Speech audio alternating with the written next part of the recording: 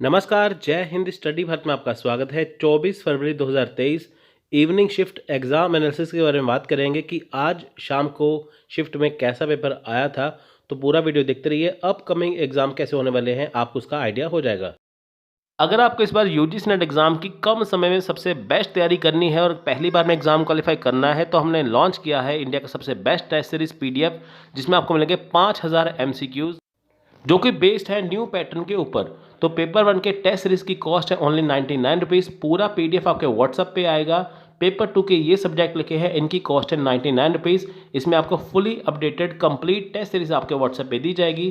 तो जल्दी से इस नंबर पे कॉन्टैक्ट व्हाट्सएप करिए। आपको लिखना है 99 रुपीज़, आपको पूरी जानकारी यहाँ पे मिल जाएगी। ठीक है। सो देखिए यहाँ पे टीचिंग एप्टीट्यूड में देखिए लर्नर सेंटर्ड मेथड आपको करना है, ये इवनिंग में आया है। टीचिंग फ्लो सिस्टम और फैक्टर अफेक्टिंग टीचिंग ये आया है, आपको इसके ऊपर फोकस करना है। अब देखिए यूनिट 2 रिसर्च एप्टीट्यूड में इवनिंग में देखिए रिसर्च मेथड्स आया है, स्टेप्स आए हैं, थीसिस आए हैं। कॉम्प्रिहेंशन लेवल इजी है। इवनिंग शिफ्ट में देखिए कम्युनिकेशन में टाइप्स ऑफ कम्युनिकेशन है, वर्बल और नॉन वर्बल कम्युनिकेशन से आए हैं। यूनिट 5 की बात करें मैथ्स की, letter series, profit loss, time speed distance, ठीक है, ये यहाँ पे आए हैं। ट्रेन का स्पीड था, डिस्टेंस था, ये आया था। यूनिट 6 लॉजिकल यूनिट, जो लॉजिकल रीजनिंग है उसमें देखिए अनुमान है, प्रमाण है और फैलेसिस है, इसके क्वेश्चन आए थे। ठीक है। और देखिए डाटा इंटरप्रिटेशन लेवल इजी ही है। ठीक है। अब देखिए इसमें परसेंटेज, एवरेज और रेशियो, अगर आपको ये 3 चैप्टर आते हैं तो डाटा इंटरप्रिटेशन का कोई भी क्वेश्चन आप सॉल्व कर सकते हैं। सो अगर आपको डीआई की तैयारी करनी है, सबसे पहले 3 चैप्टर को पक्के कर लीजिए, परसेंटेज, एवरेज, रेशियो को, जिससे आपका डीआई अच्छे से हो जाएगा। सो 8 नंबर यूनिट है आईसीटी। सो इसमें इंटरनेट से क्वेश्चन आया था, फुल फॉर्म आई थी, और डिजिटल इनिशिएटिव्स, ठीक है, जो लेटेस्ट वाले हैं वो आए थे। पीपल डेवलपमेंट इन्वायरमेंट में देखिए environmental issues, natural hazards, ozone layer से क्वेश्चन था और पोल्यूशन से था। ठीक है। यूनिट 10 में देखिए हायर लर्निंग से था, एनआईआरएफ रैंकिंग और नेशनल एजुकेशन पॉलिसी से टॉपिक से क्वेश्चन आए थे। तो आई होप आपको ये टॉपिक क्लियर हो गए होंगे। आप मेरी हर वीडियो देखिए, मैं हर वीडियो में सबसे पहले टॉपिक डिस्कस करता हूँ यूनिट के, कि ताकि आप उस टॉपिक से जो अच्छी तैयारी कर सके उसको नोट करें। उसके बाद फिर हम क्वेश्चन डिस्कस करेंगे, क्योंकि देखिए टॉपिक्स तो पता है कि ये तैयार करने हैं। क्वेश्चन क्या है कि जब स्टूडेंट क्वेश्चन बताते हैं, आधे उन्हें याद होते हैं, आधे भूल जाते हैं, है ना। तो इसलिए हम आपको उतने क्वेश्चन देते हैं जितने वो उन्हें याद रहते हैं। सो चलिए स्टार्ट करते हैं क्वेश्चन। सीपीयू की फुल फॉर्म होती है central processing unit. So the CPU is essentially the brain of A CAD system, यानी कि कंप्यूटर का ब्रेन क्या है, सीपीयू है। सीपीयू की फुल फॉर्म क्या है, सेंट्रल प्रोसेसिंग यूनिट। ठीक है। It consist of an arithmetic and logic unit ALU, a control unit and various register. ठीक है, इसमें एएलयू है और CPU often simply refer to as a processor. देखिए इसे सिंपली कई बार प्रोसेसर भी कहा जाता है। तो सीपीयू की फुल फॉर्म बता दी, सीपीयू क्या है वो बता दिया, तो ऐसा क्वेश्चन था। उसके बाद देखिए स्वयं क्या है, स्वयं की फुल फॉर्म देख लीजिए क्या है। इसके ना मैच दी कॉलम का क्वेश्चन था, मैच करना था लेकिन वो पता नहीं था, लेकिन आपको मैं स्वयं बता रहा हूँ क्या है। Study Webs of Active Learning of for Young Aspiring Minds, यानी कि स्वयं की फुल फॉर्म है। ये क्या है, ये एक ऑनलाइन प्लेटफॉर्म है जहाँ पे आप डिजिटल अपना कोर्स कर सकते हैं, ऑनलाइन कोर्स कर सकते हैं। ये बिल्कुल फ्री ऑफ कॉस्ट है। ठीक है।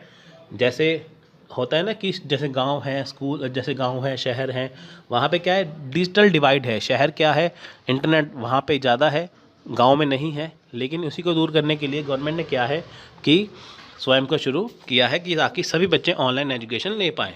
सो नंबर 3 पे देखिए क्वेश्चन है, एक क्वेश्चन है 3 men 4 women 6 children can complete a work in 7 days. A woman does double the work a man does and a child does half the work a man does.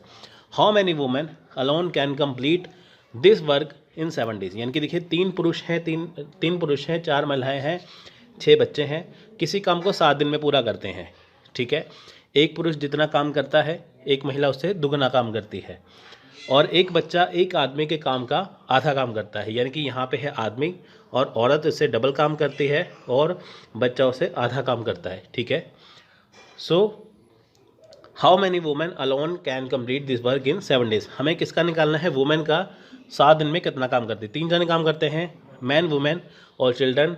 Man women को side करके हमें women का निकालना है कि वो कितने दिन में कंप्लीट करते हैं 7 days में काम। ठीक है, सो यहाँ पे देखिए गिवन है time taken by 3 man 4 women 6 children to complete the work in 7 days। ठीक है, यानी कि 3 आदमी हैं, 4 औरतें हैं और 6 बच्चे हैं, 7 दिन में करते हैं। A man does the double work compare to a man. ठीक है, a woman does double work compare to a man. A child does half work compare to a man. ठीक है, यहाँ पे रेशो देख लेते हैं मैन वुमेन की। देखिए यहाँ पे 1:2 है। ठीक है, ये वाला ये क्यों है, क्योंकि देखिए आदमी एक है। ठीक है, आदमी एक है और वुमेन कितनी है, 2 है। यानी कि अगर आदमी एक काम करेगा वुमेन 2 काम करेगी। ठीक है, और चाइल्ड और मैन का देख लीजिए कि जितना चाइल्ड काम करेगा, यानी कि चाइल्ड एक काम करेगा, आदमी उससे दुगना करेगा। यहाँ पे ये बताया गया है कि जितना आदमी काम करता है उससे छोटा बच्चा जो है वो आधा काम करता है। लेकिन हम क्या लेंगे, हाफ नहीं लेंगे, हम लेंगे डबल। हम लेंगे कि बच्चा जितना काम करेगा चाइल्ड, आदमी उससे दुगना करेगा, बात एक ही है।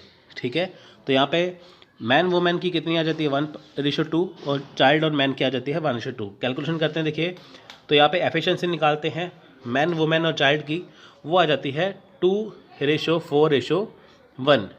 ठीक है, ये एफिशिएंसी आ गई 2:4:1।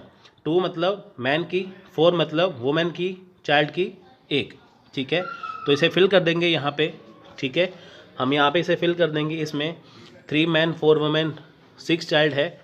ठीक है, तो 3 मैन की जगह पे देखिए यहाँ पे 3 मैन है, मैन की जगह 2 आ जाएगा ये वाला, और 4 वुमेन 4 ये वाला यहाँ पे आ जाएगा, और एक यहाँ पे ये आ जाएगा। तो हमारे पास क्या आया 3 × 2। ठीक है, हमारे पास आया 3 × 2 + 4 × 4 + 6 × 1, और हमने मल्टीप्लाई कर दिया 7 से। हमने क्या किया, हमने इसमें यानी कि जो ये वाला पोर्शन था हमारा ये वाला, इसमें हमने इस रेशो को डाल दिया। 2 डाल दिया इसमें, 4 डाल दिया इसमें, 1 डाल दिया इसमें। क्यों, क्योंकि हमने यहाँ पे रेशो निकाली है एफिशिएंसी की। ठीक है, तो मल्टीप्लाई करके सब आया 196/4 × 7। यानी कि ये देखिए ये वाला जो है वो कैसे आया, ये वाला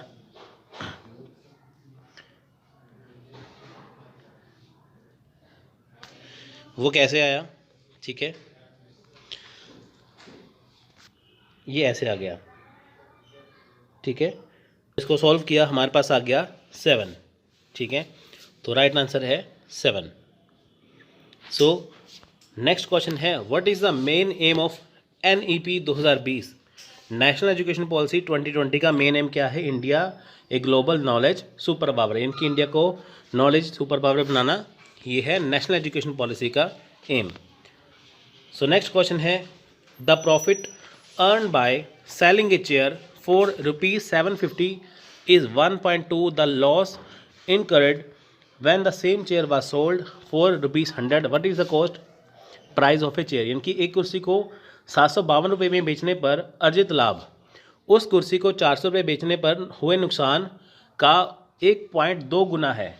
कुर्सी की लागत क्या है, देखिए यहाँ पे बताया गया है कि कुर्सी को बेचा 752 रुपये में, यानी कि लाभ हमें नहीं पता कितना हुआ, लेकिन अगर उस कुर्सी को 4 रुपये में बेचा गया, ठीक है, उसका नुकसान हो गया 1.2 गुना। तो कुर्सी की लागत कितनी है। ठीक है, यहाँ पे बेचने का बताया है, लागत नहीं बताई। ठीक है, देखिए 2 चीज़ें होती है, CP होता है कॉस्ट प्राइस, एक होता है SP यानी कि सेलिंग प्राइस।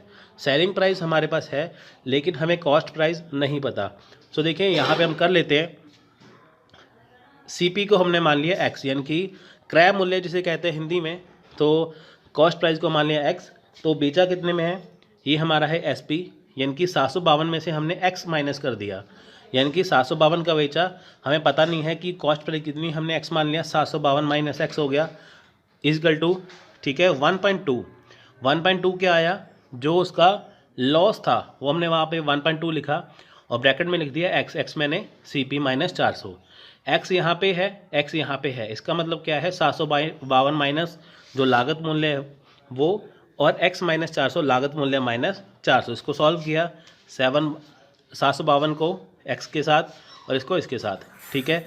एक्स वाली जो रकम है वो एक साइड आ जाएगी, ठीक है, और ये वाली एक साइड आ जाएगी, ठीक है। तो सॉल्व करने के बाद ये आता है इतना, ठीक है। अब देखिए यहाँ पे मेन बात क्या है, 1232 कैसे आया, देखिए 752 के आगे क्या है प्लस, ठीक है, ये है माइनस, ठीक है। तो अगर ये यहाँ पे जाएगी, ठीक है, अगर यहाँ पे जाएगी तो ये निशान चेंज हो जाएगा, यहाँ पे गया प्लस था, ये माइनस हो गया, ठीक है, 752, ठीक है, 752, तो माइनस माइनस होता है प्लस, 480 और 752 का प्लस किया तो आ गया 1232। तो ये इसका राइट आंसर आया 560 रुपये, यानी कि 560 रुपये, 560 रुपीज़ क्या था उसका, वो उसकी कॉस्ट प्राइस थी, ठीक है। So next question, last question है ये वाला। देखिए आज इतने ही क्वेश्चन पता चल पाए हैं। सो लास्ट क्वेश्चन है, assignment method of A teaching is a combination of which of the following, इनकी शिक्षण की समुदेशन विधि निम्नलिखित में से किसका संयोजन है। यानी कि देखिए जो असाइनमेंट मेथड है टीचिंग का वो किसका कॉम्बिनेशन है, ठीक है। अब देखिए यहाँ पे ये पॉइंट दिए हैं, रिस्ट्रिक्ट मेथड, लेक्चर कम डेमोन्स्ट्रेशन प्रोजेक्ट या लेक्चर मेथड। अब देखिए इसका राइट आंसर है lecture come demonstration method and laboratory method, यानी कि विज्ञान सह निर्देशन विधि और प्रयोगशाला विधि। अब देखिए असाइनमेंट में क्या है, जब देखिए टीचिंग में असाइनमेंट बनाने के लिए दी जाती है कॉम्बिनेशन, वो किसका होता है, डेमोन्स्ट्रेशन का, ठीक है, लेक्चर का डेमोन्स्ट्रेशन और लेबोरेटरी का। अब देखिए कोई असाइनमेंट बनाई जाती है, पहले समझाया जाता है लेक्चर के जरिए, फिर उसको वैलिड करने के लिए लेबोरेटरी मेथड के द्वारा यूज़ किया जाता है, तो ये असाइनमेंट मेथड इससे बनता है। अगर आप साइंस के सब्जेक्ट की बात करें तो वहाँ पे असाइनमेंट आपको बनाई जाती हैं, तब लेबोरेटरी मेथड यहाँ पे यूज़ होता है। सो आप देख सकते हैं यहाँ पे इसका सॉल्यूशन है, ठीक है। तो ये थे आज के क्वेश्चन।